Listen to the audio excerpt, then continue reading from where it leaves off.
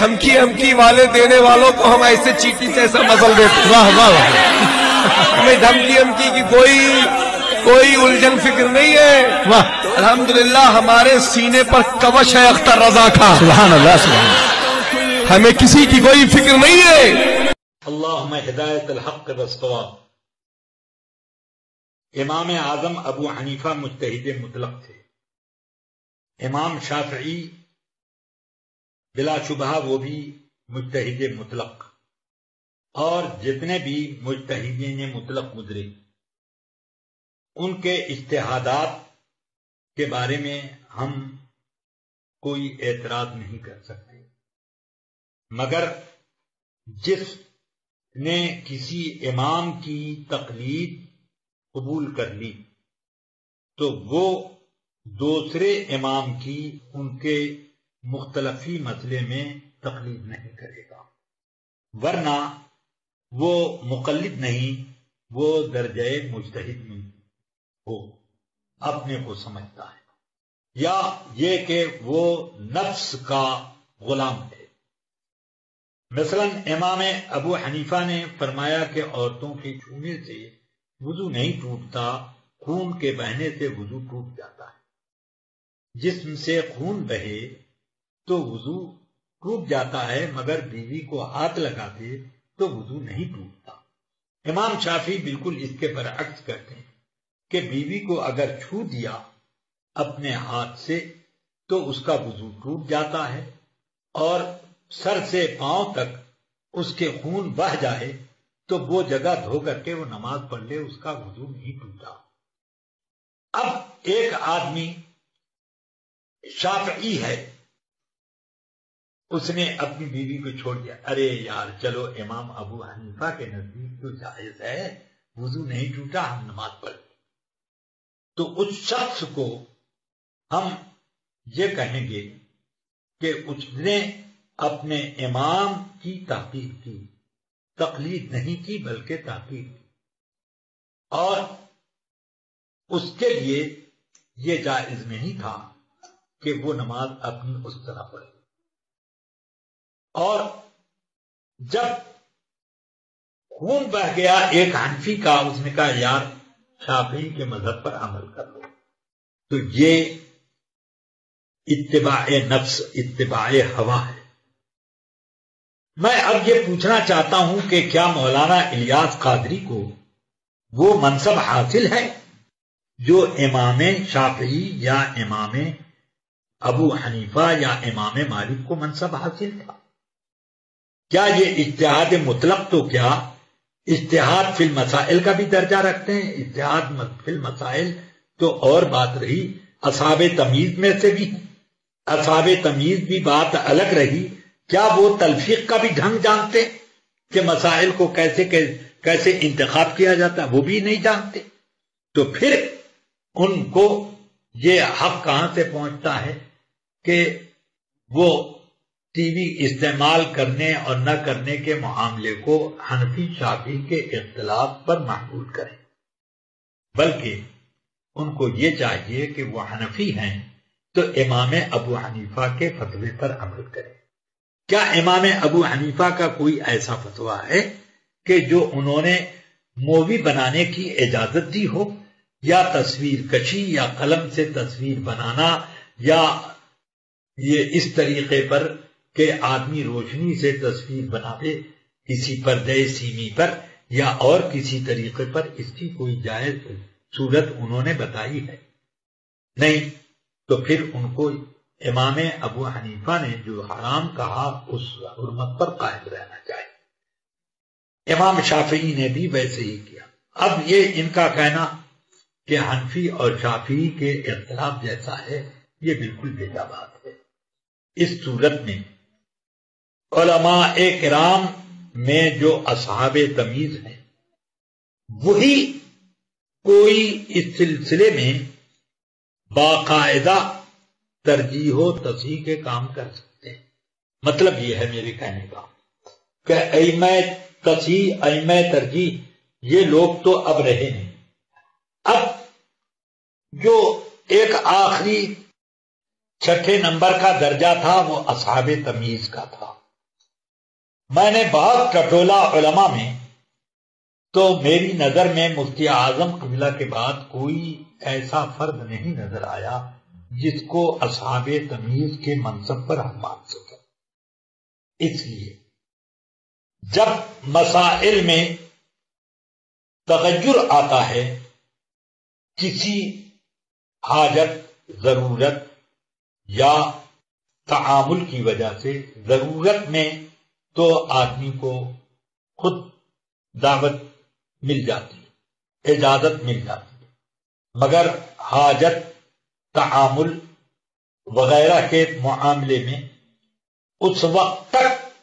ہم اس کی اجازت نہیں دے سکتے جب تک کہ اصحاب تمیز خود اس کی اجازت نہ دے۔ اب کون سے اصحاب تمیز رہے؟ اصحاب تمیز وہ علماء ہوتے ہیں جنہیں شریعت کے تمام احکام جو مذہب میں ہیں، جو اقوال ہیں، جو ائمہ کے اختلافات ہیں، جو ترجیح و تصحیح ہے اور جس کی تضعیف ہے، وہ سب کے سب وقت مستحضر ہیں، وہ لوگ اصحاب تمیز ہوتے ہیں۔ اس وقت کون ہے جس کو استحضار ہو؟ اس وقت کا تو حال یہ ہے کہ لوگوں نے آواز پہنچانے اور صورت پہنچانے کو ایک تھا برابر کر دیا، یکساں کر دیا۔ تو جب اتنی تمیز نہیں تو میں کیسے مان لوں کہ وہ اصحاب تمیز میں سے ہو گئے اور ان کو یہ منصب مل گیا کہ وہ فتویٰ کسی حاجت کی بنا پر یا تعامل کی بنا پر یا حرج کی بنا پر نہ کا ہاں کر دیں یا ہاں کا نہ کر دیں۔ یہ ان کو کہاں سے حق مل گیا؟ اس لیے مولوی الیاس صاحب کو اپنے فتویٰ دانی کا اثر نو جائزہ لے لینا چاہیے۔ وہ تو یہاں تک کہتے ہیں کہ قرآن کی بہت سی آیتیں منسوخ ہوئی، ویسے یہ منسوخ ہو گیا، اور انہوں نے یہاں تک کہہ دیا کہ بہت سے احکام جو رسول پاک کے زمانے میں شروع میں جائز تھے ناجائز ہو گئے، ناجائز تھے شروع میں اور وہ بعد میں جائز ہو گئے۔ ایسے کتنے چیزیں جو فرض نہیں تھی وہ بعد میں فرض ہو گئیں، جو چیز حرام نہیں تھی وہ بعد میں حرام ہو گئیں، یا اور کچھ ایسے ہی تغیرات۔ تو وہ تو ناسخ اور منسوخ کا معاملہ ہے، لیکن جب دین مکمل ہو گیا اور الیوم اکملت لکم دینکم واتممت علیکم نعمتی یہ آیت نازل ہو گئی، تب اس کے بعد کوئی چیز منسوخ ہوئی ہو تو بتایا جائے کہ کیا منسوخ ہوئی۔ ہاں یہ ضرور ہے کہ احادیث میں، قرآن کریم میں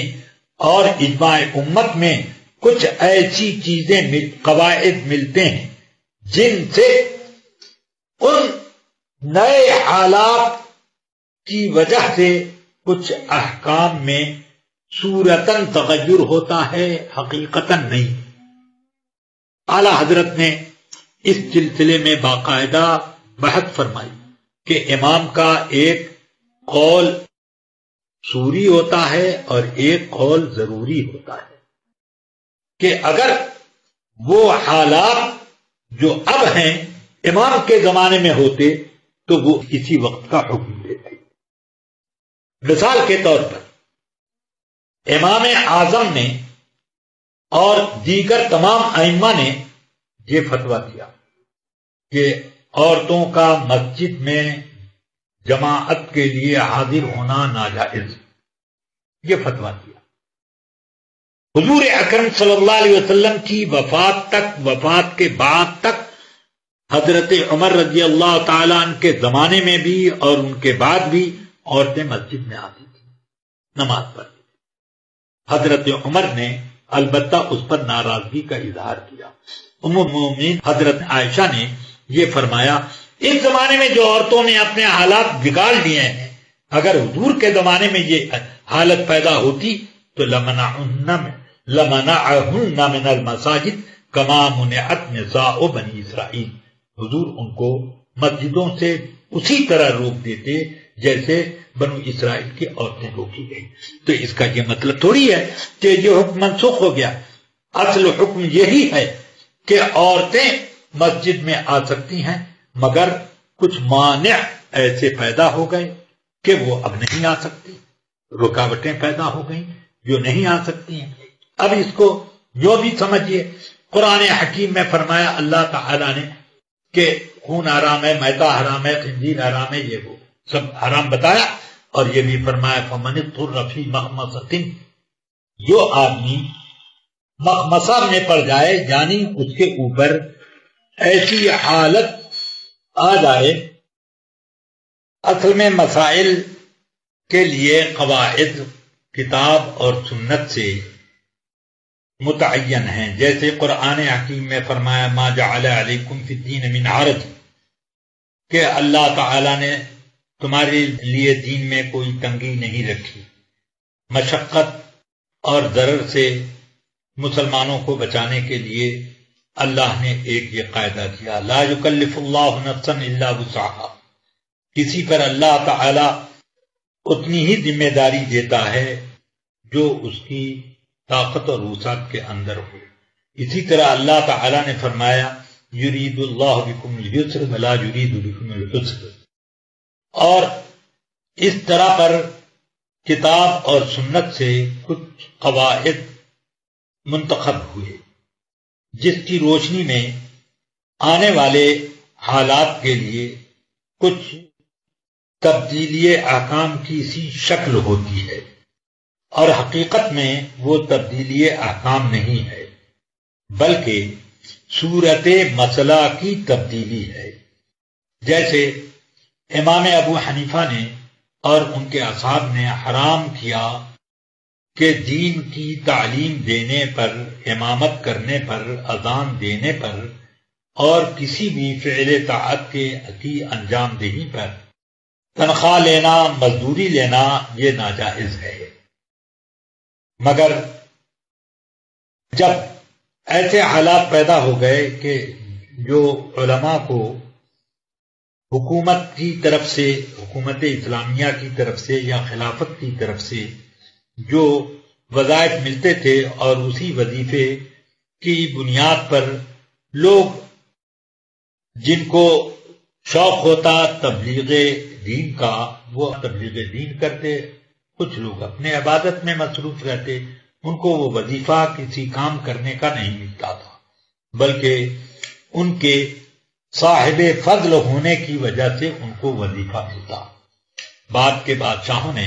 یہ وظیفے بند کر دیے، تو اس کے بعد کہ بڑے بڑے ائمہ علماء نے اس بات کے اوپر فتویٰ دیا کہ علماء کو دین کی تعلیم، قرآن کی تعلیم اور امامت کرنے اور اذان دینے جیسی طاعات پر اجرت لینے کی اجازت ہے، مگر اس کے علاوہ 4 امور کو انہوں نے اجازت میں رکھا، اور یہ فرمایا لئلا یضیع الدین،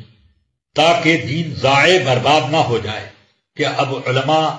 کہ گزر بسر کا کوئی ذریعہ نہیں تو وہ تجارت میں مصروف ہو جائیں گے، زراعت میں مصروف ہو جائیں گے، صنعت و حرفت میں لگ جائیں گے، یا کہیں نوکری کرنے لگیں گے،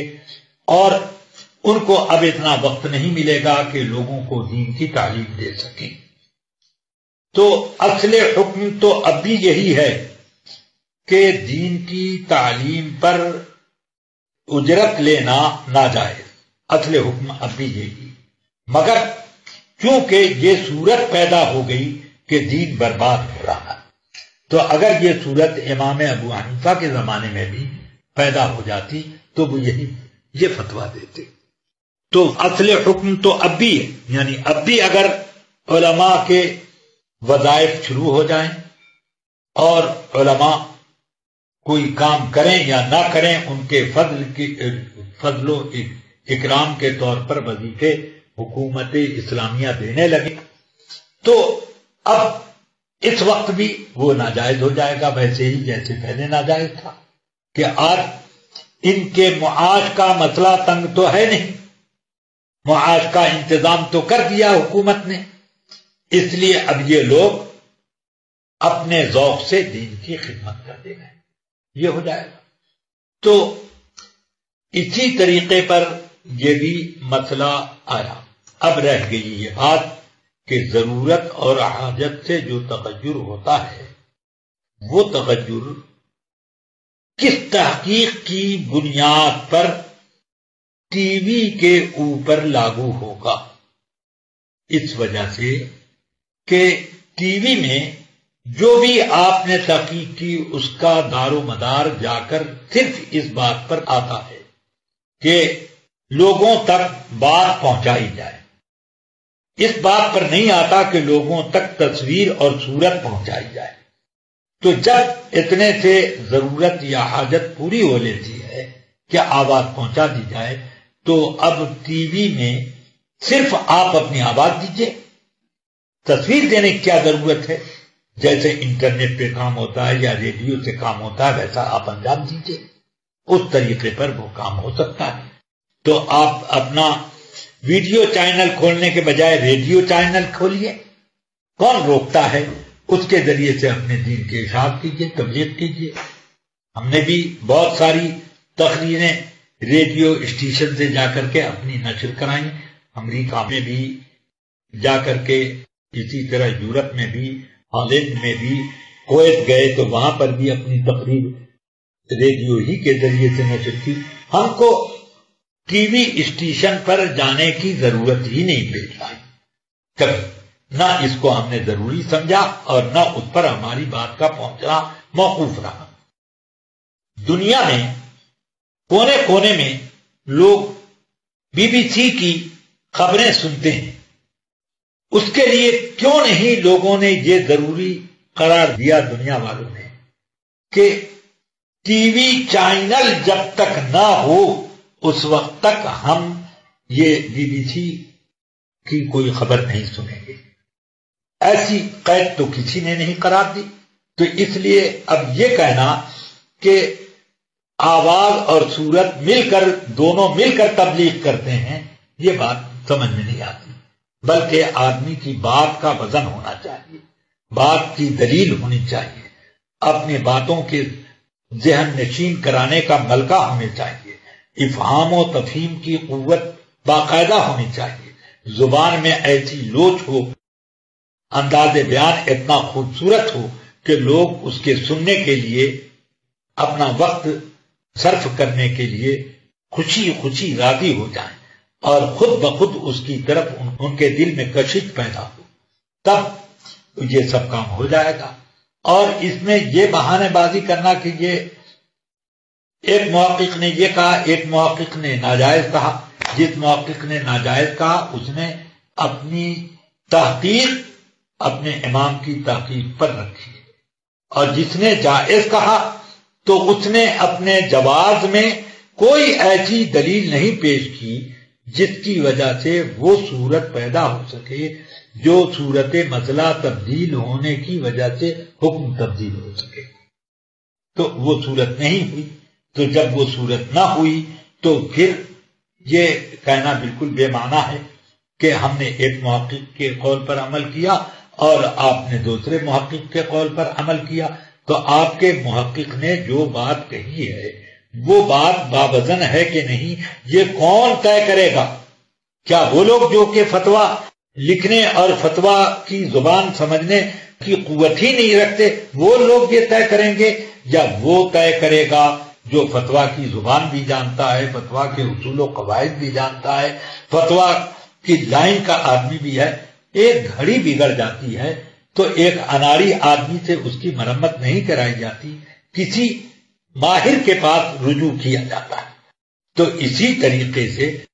اپنے ہر کاموں میں اگر کسی کا کمپیوٹر بگڑ گیا تو اب یہ تھوڑی ہے کہ وہ پیشکش لے کر کے کچھ نہیں جانتا اور وہ درست کرنا شروع کر دے، بلکہ ایک ہارڈ ویئر کے ماہر کی طرف رجوع کرتا ہے۔ تو اب اسی طرح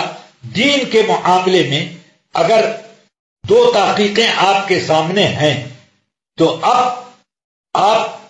ایک تحقیق پر عمل اسی وقت کر سکتے ہیں جو پرانی تحقیق کے خلاف ہے، تو یہ یقین کا استفادہ کرے کہ یقیناً یہ ضرورت پیش آ گئی ہے، حالانکہ ایسا نہیں ہے۔ میں ابھی پہلے بھی بتا چکا کہ जितने लोग टीवी पर काम करते हैं या तो वो अपनी तस्वीरों को पहुंचाकर अपनी शोहरत चाहते हैं, या ये है कि अपना तारुफ करवाना चाहते हैं, या और कोई मकसद होता है, वरना उनकी आवाज दीन के काम के लिए काफी थी, बस इसके अलावा कुछ नहीं। अल्लाह ताला लोग मुरीद उस वक्त तक मर नहीं सकता जब तक वो तौबा ना कर ले।